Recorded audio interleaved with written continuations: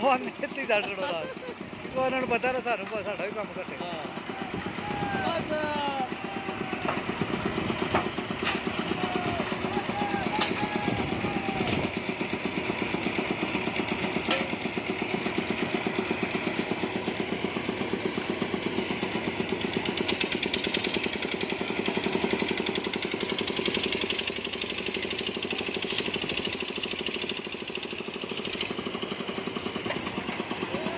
ਉਹ ਤੇਰੀਆਂ ਖੈਰ ਆ ਜਾਣ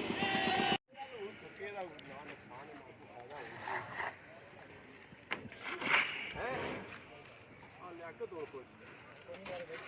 ਮੀਆਂ ਸੁਣਾ ਵਾਸਤੇ ਜਾਂ ਖੇਤੀ ਦਾ ਕਾਪੀਆਂ ਦੇ ਨਾ ਸੁੱਕਾ ਨਾ ਆ ਰਿਹਾ ਇਹ ਕਿਹਦਾ ਕੋਈ ਸਹੀ ਨਹੀਂ ਕਿਸ ਕੰਮ ਤੋਂ ਪਛਤਾਉਣ ਵਾਲੀ ਕਿਸ ਕੰਮ ਬਣੀ ਬੜਿਆ ਆਪਣਾ